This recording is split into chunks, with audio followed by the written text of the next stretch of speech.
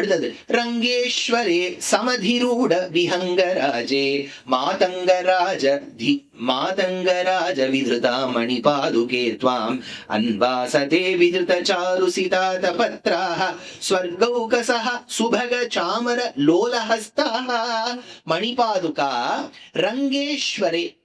அந்த ரங்கநாதன், பாதுகாதேவியே அந்த ரங்கநாதன் சமதி ரூட விஹங்கராஜே, விஹங்கராஜே பட்சிகளுக்கு ராஜாவாக இருக்கக்கூடிய கருடனான தாட்சனான வேதாத்மாவான கருத்மான் மீது பவனி வரும்போது ஸ்வர்கௌகசா, அதாவது ஸ்வர்க்கத்துல இருக்கக்கூடிய தேவர்களானவர்கள் அன்வாசதே உன்னை பின்தொடர்ந்து வருகின்றார்கள். துவாம் மாதங்கராஜ விதுதாம், அதாவது மாதங்கராஜ விதுதாம் யானை மீது பவனி வரக்கூடிய அளவுக்கு அந்த பெருமாளை பாதுகையோட சேவிச்சா நடக்கும்னா நம்மளும் கிட்டத்தட்ட ஒரு நல்ல ராஜ்ய பரிபாலனம் செய்யக்கூடிய அளவுக்கு நமக்கு செல்வம் கூடும் அப்படின்னு வச்சுக்கலாம்.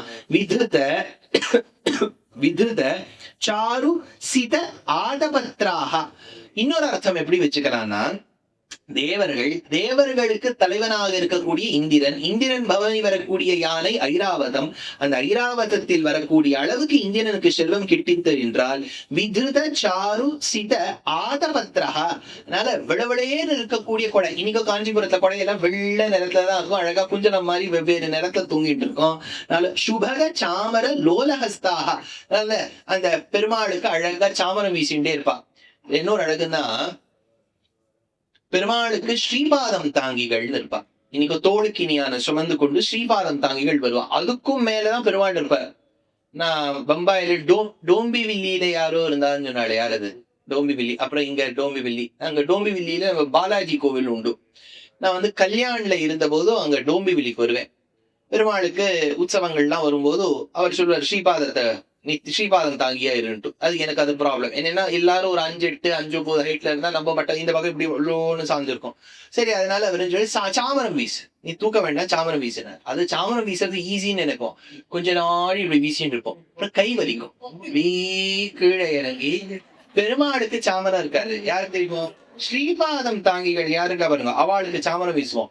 அப்ப பெருமாளுக்கு சாமரம் வீசணும்னு ஆரம்பிச்சு அவர் திருவடி கீழே தொங்கிட்டு அந்த பாதுகைக்கு தான் சாமரம் வரா மாதிரி ஆயிடுது பாருங்க, பெருமாளுக்கு இல்ல.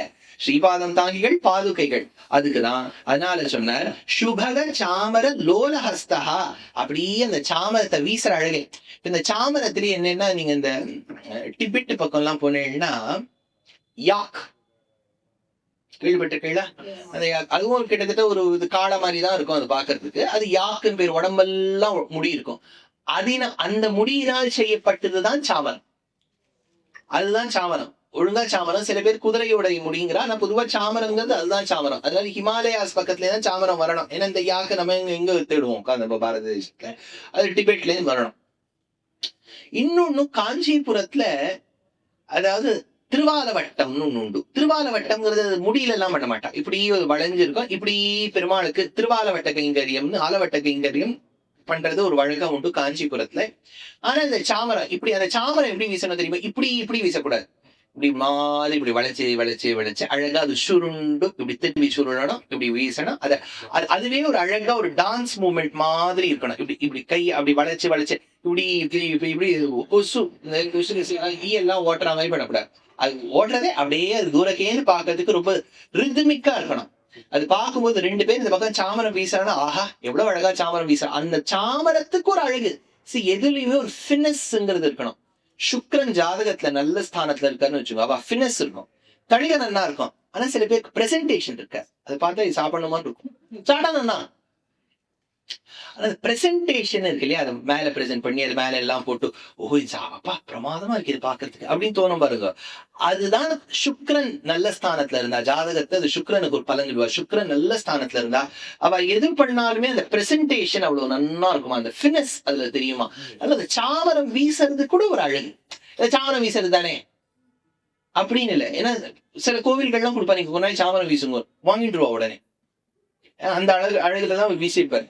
போறோம் சுவாமி நீங்க கொடுத்துருங்க வேண்டாம் அப்படின்னு திரும்பி வாங்கிட்ட பாருங்க. நம்ம என்னமோ நமக்கு கை வலிக்கும் இல்ல, அந்த அழகு நான் இங்க வீசிருக்கேன் வேண்டாம். பாவம் இந்த பெருமாள் வந்து பாவம் ரொம்ப நல்லவர், ரொம்ப அழகு, அதனால சாமரம் வீசுறது கூட அழகா வீசணுமா. அதனால சொன்னார் சாமர லோலஹஸ்தா அப்படின்னு அது எடுக்கிற. எல்லாம் பெருமாளுடைய உற்சவானுபவத்தை அனுபவிச்சுட்டே இருக்கிறார். விஷ்ணோ பதம் கதிவசாத பரித்யஜந்தி லோகேஷு நித்ய விஷமேஷு சமப்பிரசாராம் அன்வேதுமர்ஹதி திருதாமகிலை சுரேந்திரைஹி கங்கா கதம் நு கருடத்வஜ பாதுகே த்வாம் கருடத்வஜ பாதுகே. கருடனை தன்னுடைய கொடியில் உடையவனுடைய பாதுகை, அதாவது பையுடை நாக பகை கொடியா. பையுடைத்தது நாகம், நாகத்துக்கு பகை கருடன், கருடனை கொடியில் கொண்டவன் நாராயணன். கருட கொடியோனுக்கு கருட துவஜ தோஷாய இதோ கருட தண்டகான்னு தேசிகன் எடுத்தார். அதனால கருடனை கருட துவஜ பாதுகை, கருடனை தன் துவஜத்தில் கொண்டவனுடைய பாதுகையே. அபரித்யஜந்தீன், பரித்யஜம்னா விடுறது, தியஜ் பரித்யஜ அபரித்யஜ விடாமல் இருக்கிறாய் நீ. விஷ்ணு பதம், விஷ்ணுவின் பதம், விஷ்ணுவின் பதம்னா பெருமாளுடைய திருவடி. விஷ்ணு பதம்னா இன்னொரு அர்த்தம் என்ன? சட்டுன்னு கேட்டுவிட்டா எப்படி சார்? நாங்க காலங்காலத்தால உட்காந்துன்னு குளிர்ல எங்களை நடக்க வச்சு அந்த மலையை ஏற வச்சு அங்க ஜில்லு ஜில்லுன்னு உட்காந்து நாங்க உட்காந்து சகஸ்நாமத்தை வேற சொல்லி காப்பியும் காலத்தால கொடுக்கா. இந்த மாதிரி டார்ச்சரை பண்ணி சாப்பாடா பாருங்க, ஆகாசத்தையும் சொல்லலாம் பரமபதத்தையும் சொல்லலாம். விஷ்ணு பதம் தத் விஷ்ணோ பரமம் பதகும் சொல்றோம் இல்லையா. விஷ்ணு பதம்னா பெருமாளுடைய தாமத்துக்கும் விஷ்ணு பதம்னு பேரு, பெருமாளுடைய திருவடிக்கும் விஷ்ணு பதம்னு பேரு.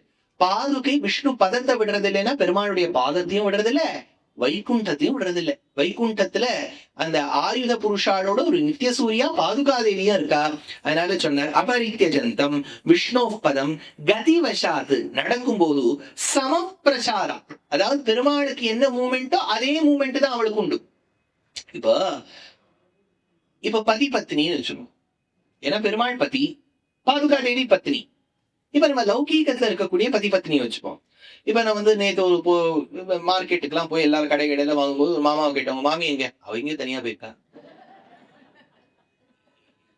தேடணுமா? ஐயோ வேண்டாம் அப்படின்ட்டு, தேடவே வேண்டாம்னு. எதுக்கு தேடணும்? எதுக்கு இந்த வம்புக்கெல்லாம் போயிடல, அது தனியா எங்கேயாவது வந்து பாவா, அவ தனியா வந்து போ அப்படின்ட்டு. அதனால அப்படி இல்லையா, பாதுகாதேவி வந்து பெருமாளுக்கு என்ன ஆட்டமோ அதுக்கு அனுகுணமா அந்த ஒரு ரொம்ப ஐடியல் ஜோடி நம்பர் 1 இருக்கா.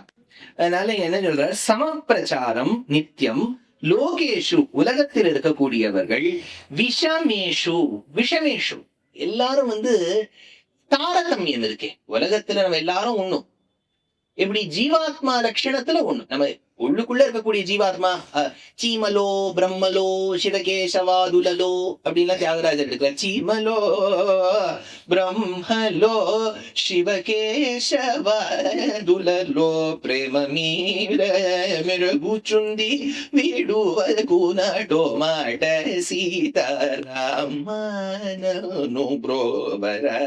చీమలో అంటే తెలుగు వారు ఉన్నారా ఇక్కడ? ఉన్నారా? ఉన్నారు కదా. చీమలో తెలుగు భాషలో చీమలో అంటే ఎరుంబు, ಕನ್ನಡದಲ್ಲಿ ಇರುವೆ. பிரம்மலோ அது அப்பாடி எல்லா பாஷையிலும் பிரம்ம ஒண்ணுதான். அதனால பிரம்மலோ அது மாதிரி எறும்புலயும் சரி பிரம்மாலையும் சரி பெருமாள் தான் இருக்கார். அப்படின்னா ஜீவாத்மாங்கிறது எல்லாத்துக்கும் பொதுதான். ஷரீராக்கிருதிர் பேதாஸ்து, ஷரீரத்துலதான் வித்தியாசம். அதுதான் இந்த பைனாமியல் நாமென்க்ளேச்சர், இந்த ஹோமோசேபியன்ஸ். அது வந்து இந்த எலி அன்னைக்கு ஒண்ணு ஓடித்தே, அது என்னது ராணா ஏதோ ஒரு என்னது இது ராணா ஹெக்ஸாடாக்டெல்லா ஒரு பேர், ஏதோ ஒரு பேர் இருக்கு கரெக்டா. அது ராணா ஹெக்ஸாடாக்டெல்லா அப்படின்னு அதுக்கு பேரு. அப்படின்னா கரப்பாம்பூச்சிக்கு பெரிய பிளானட்டா அமெரிக்கா அதுக்கு பேரு. அதுதான் அது வந்து அபிவாதையை சொல்லிச்சுன்னா அதுதான் சொல்லணும். அதனால அதனுடைய ஷர்மா அது. அது மாதிரி ஒன்னொன்னுத்துக்கு ஒரு பேர் உண்டு. பாம்புக்குன்னா நாஜா நாஜா அப்படின்னு அதுக்கு பேர் உண்டு. இதெல்லாம் வந்து இந்த பயாலஜில இதெல்லாம் வரும். ஷரீராக்கிருதில் பேதாஸ்து, இதெல்லாம் வந்து சரீரத்தினால் ஏற்படும். நம்ம மனுஷாலேயே வந்து நம்ம கலரை வச்சு சொல்றோம் பாருங்க, இது பிரவுன் ரேஸ், இந்த ரேஸ், இந்த ரேஸ், இப்படி. இப்போ அதுவும் சொல்லக்கூடாது, அது கலரும் சொல்லக்கூடாது. அதனால ஒருத்தர் வந்து பிரவுன் அப்படின்னு சொல்லக்கூடாது. What colour is what race do they belong to? They belong to a race that starts with B and ends with N. அந்த காலத்துல இந்த பம்புல சொல்லும் போது யார் கர்ப்பவதியாக இருக்கிறாள், ஹே என்று ஆரம்பித்து லினியில் முடியும், நடுவில் வால் என்று ஓடும் அப்படின்னா அந்த மாதிரி சொல்ற மாதிரி பீல ஆரம்பிச்சு என்ன முடியும். சரீராக்கிருதிர் பேதாஸ்து இந்த நாடுகள் தான் சொல்லுவா, C we are absolutely against racism அப்படின்பா. எல்லா இடத்துலயும் ரேசிசம் தெரியுமோ. இந்த எந்த நாடெல்லாம் ஆஹா ஓஹோ நாங்க லிபரல் இப்படி இருக்கோம் அப்படி அங்கதான் ஜாஸ்தி இருக்கும், நம்ம ஊர்ல இருக்கவே இருக்காது. அவ ஒப்பேட் ஆர்டிகல்ஸ் எல்லாம் எழுதுவா, நல்லா ஜம்முன்னு எழுதுவா. we do believe that it's all about, not about the skin, it's all about heart. You just have to get into the heart and see the love that we all have for each other. Let us make Nath Dwaraka great again.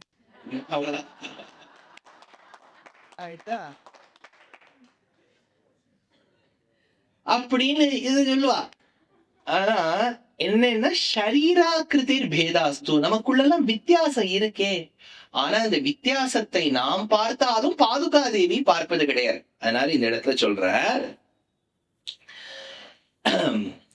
அதாவது விஷமேஷு திருதாம், அதை சுமப்பதினால் அகிலைஹி சுரேந்திரைஹி, உலகத்துல இருக்கக்கூடிய சுரேந்திரர்கள், சுரேந்திரர்கள்னா தேவர்கள், கதம் நு எப்படி, கங்கா அருகதி அன்வேதும் துவாம், அதாவது 3 இடங்கள்ல பெருமாளை விட்டு பிராட்டி பிரிவது, பாதுகாதேவி பிரிவது கிடையாதான். விஷ்ணுவின் பதம் பாதங்கள், விஷ்ணு பதம் வைகுண்டம். அடுத்தது மேல என்ன சொல்ற, கங்கை. இப்ப என்னன்னா இந்த கங்கை பெருமாள் பாதத்திலிருந்து உற்பத்தமாயிருக்கா. இந்த கங்கை உற்பத்தமாகக்கூடியவள் பாவனத்துவத்தை கொடுப்பவள். அதனால தானே எல்லாரும் போய் கங்கா ஸ்நானம் பண்ணுங்க. தீபாவளின்னு கூட கங்கா ஸ்நானம் தானே பேர் இல்லையா? நம்ம தமிழ்நாட்டுல படிச்சாலும் காவேரி ஸ்நானம்னு சொல்றோமோ இல்லையா? அந்த கங்கைக்கு அப்பேற்பட்ட பெருமை. பாவனம் பாவனானாம், பாவனங்கத்தை கொடுப்பவள், பாப்பங்களை போக்குபவள், பாப்பங்களை தீர்ப்பவள். ஆனா இந்த கங்கையில நீராட்டம் பண்ணும்போது 2-3 விஷயம் பாருங்க. இதுல இன்னார் தான் நீராட வேண்டும், இன்னார் நீராடக்கூடாதுங்கிறது இல்ல. யார் நீராடினாலும் அது பாவத்தை போக்கும். 2வது, அது பெருமாளுடைய பாதத்தோடு சம்பந்தம் பெற்றது. அதே பெருமாள் பாதத்தோடு சம்பந்தம் பெற்றவள் பாதுகா தேவி. பாதுகா தேவிய ஷட்டாரி மூலமாக நமக்கு சேவை சாதிக்கிறார். ஏன்னா நீங்க ஷட்டாரி கோவில்ல போய் சேவிச்சா மேல 2 பாதுகையாக எழுதியிருப்போம். அந்த பாதுகையை வச்சுட்டா எல்லார் சிரசிலையும் வைக்கிறார். எப்படி பாதத்திலேந்து உற்பத்தமான கங்கை எல்லார் திருமேனிலையும் பட்டு பாவங்களை ஒழிக்குமோ, பெருமாள் பாதத்தோடு சம்பந்தம் பெற்ற பாதுகா தேவியும் எல்லார் சிரசிலும் பட்டு, தாரதமியம் இருந்தாலும் டிஃபரன்சஸ் இருந்தாலும் போக்குபவள். அதுதானே அந்த கங்கைக்கும் பாதுகைக்கும் உண்டான சாமியம் அப்படிங்கிற.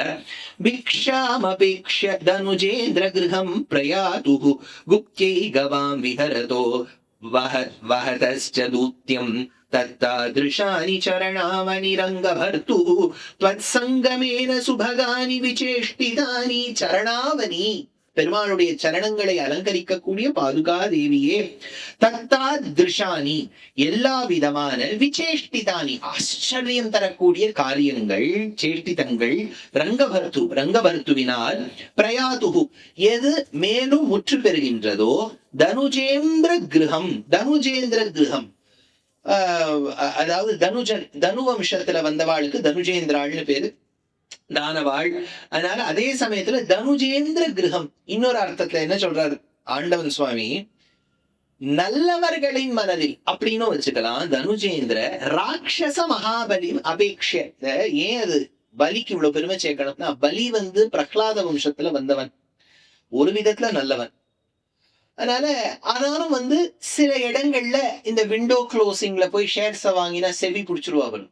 அந்த மாதிரி அவனுடைய ப்ராப்பர்ட்டி எல்லாம் கொஞ்சம் டிஸ்ப்ரப்போர்ஷனேட்டா இருந்தது. அதனாலதான் பெருமாள் சமநிலைப்படுத்தணும்னு வர. ஆனா அவன் மொத்தத்தை பார்த்தேன்னா நல்லவன். யாராவது சத்தியத்தை காப்பாத்தணும், இந்த எலெக்ஷன் மேனிஃபெஸ்டோ மாதிரி பண்ணல. அந்த குழந்தைக்கு நான் 3 நிலம் கொடுப்பேன் சத்தியம் பண்ணியிருக்கேன், அது என்ன கேட்டாலும் கொடுப்பேன். அதனால ராட்சச மகாபலி, ராட்சசனாக இருக்கக்கூடிய மகாபலி இல்ல. நீங்க ஒண்ணு புரிஞ்சுக்கணும், மகாபலி அசுரன், ராட்சசன் இல்லை. அவன் ஹிரண்ய கஷிபுவின் வம்சம். கஷ்யபர், ஹிரண்ய கஷிபு, பிரஹ்லாதன், விரோச்சன், இந்த வம்சத்துல வந்தான்.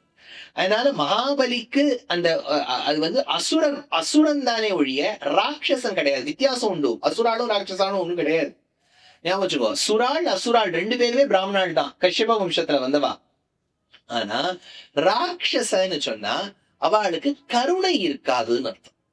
அதனால இப்போ ராவணன் எடுத்துட்டேன்னா அசுரன் தூத்தியம், நீ வந்து தூதுவனாக சென்றாய். விஹாரதா கவாங் குப்தைஹி. இன்னொரு பக்கம் என்னன்னா நிறைய சேஷ்டிதங்கள், நிறைய அடுக்கிறது இதுல. வாமனனாக பலி சக்கரவர்த்தியின் யாக வாட்டிகைக்கு பிக்ஷோசிதம் பிரகடையன் பிரதமாசிரமத்துவம் என்று பிக்ஷை எடுப்பதற்காக சென்றார். கிருஷ்ணாவதாரத்துல கறவைகள் பின் சென்று கானம் சேர்ந்து உண்போம் என்று பசுக்கள் பின்னாடி சென்றார். அடுத்தது சுபகானி சங்கமேன. இதெல்லாம் வந்து பெருமாள் பண்ணக்கூடிய காரியம் இல்லையே. யாரோ ஒருத்தர் கேட்கிற, உங்க பெருமாள் என்னெல்லாம் பண்ணா சொல்லுங்க.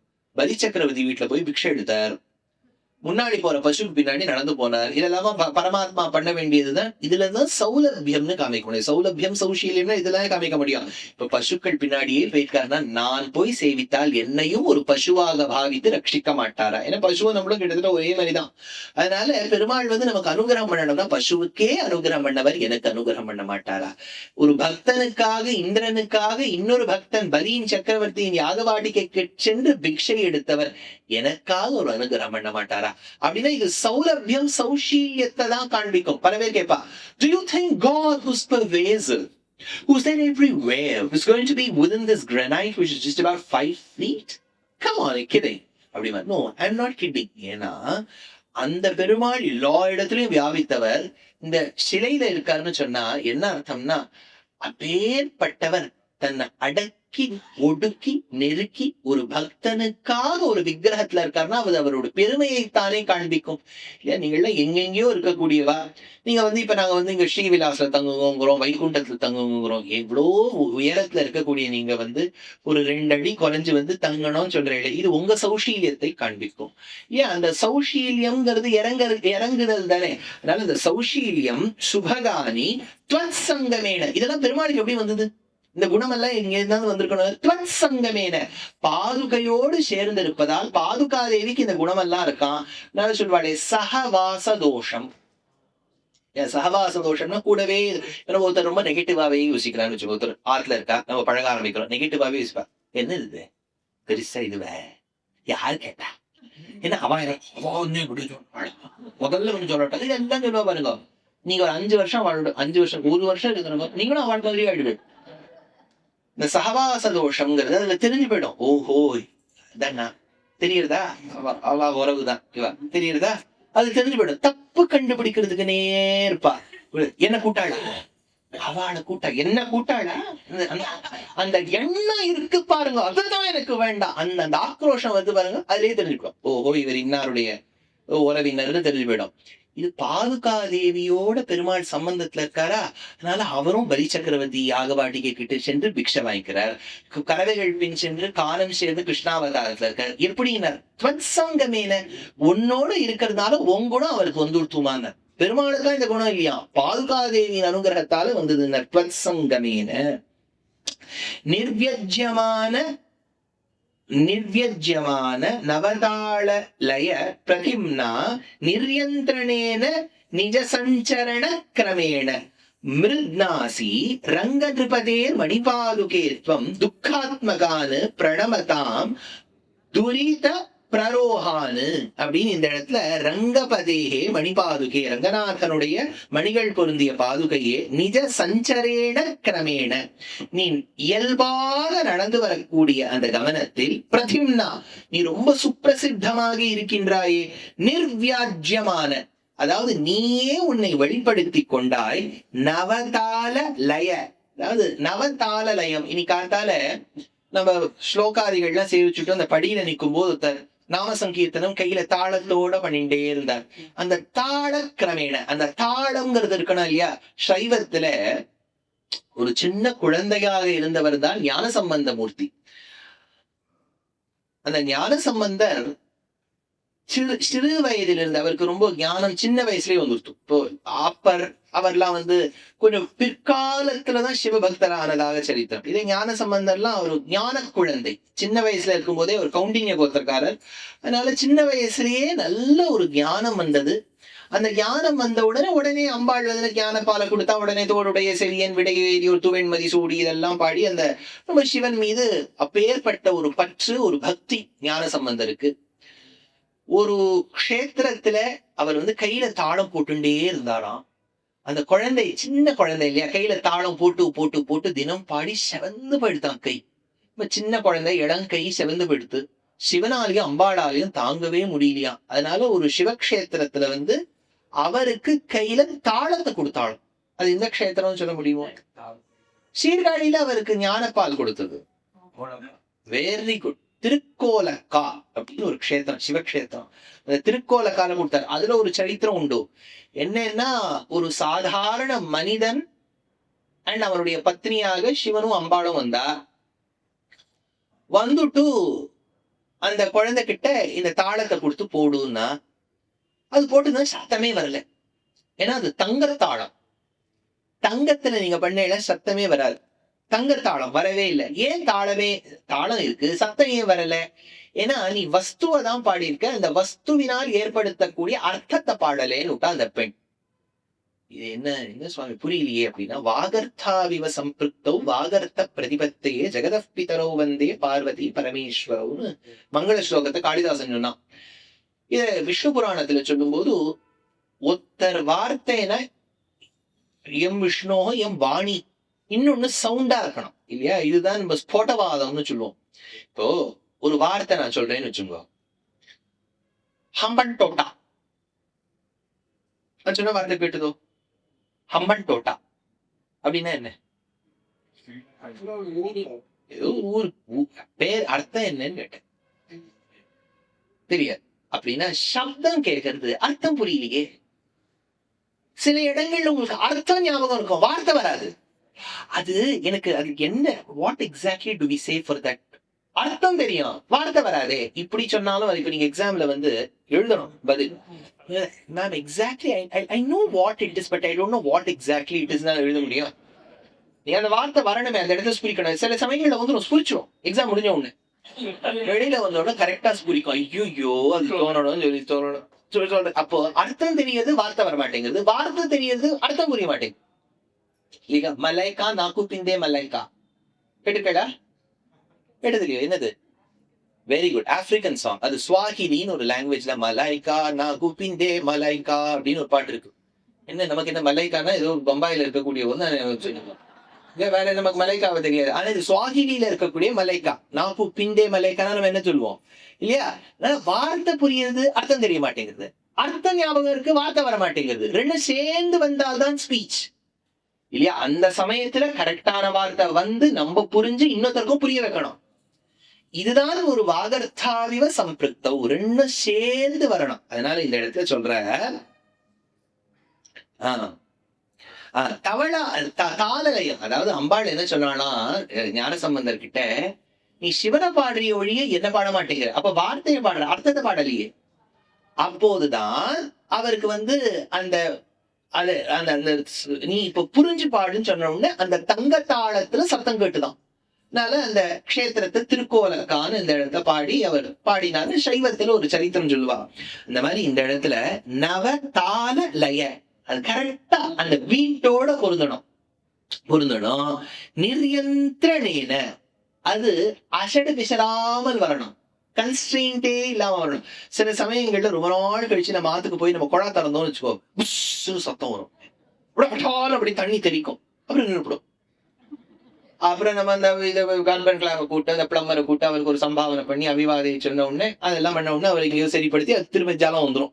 அவர் வந்து இந்த தர்பைய வாமனன் குத்தினா மாதிரி குத்துவார், அது ஜலம் வந்துடும். அப்போ எதுவுமே அன்கன்ஸ்ட்ரெயின்டா இருக்கணும், நடுவில் தடங்களே இருக்கக்கூடாது. நவதாலயம் நிர்யந்திரணேன துவம் மிருத்னாசி, அந்த தடையாக இருக்கக்கூடியதையெல்லாம் துக்காத்மகான், அதாவது எதெல்லாம் துக்கம் தரக்கூடிய துக்காத்மகானு, எது இடையூறாக இருக்கின்றதோ அதையெல்லாம் போக்கி, துரித பிரரோகானு, எது பாவத்துக்கு வித்திடக்கூடியதா இருக்கும், those which are sinful and those which will cause sins, எது பாவத்தை விளைவிக்கக்கூடிய வஸ்துக்களோ பிரணமதானு, அது அத்தனையும் நான் உன்னை சேர்ந்து வணங்குகின்றேன், இதையெல்லாம் போக்கு, இந்த விக்னங்களை எல்லாம் போக்கு அப்படின்னு சொல்லக்கூடிய ஒரு ஸ்லோகம்.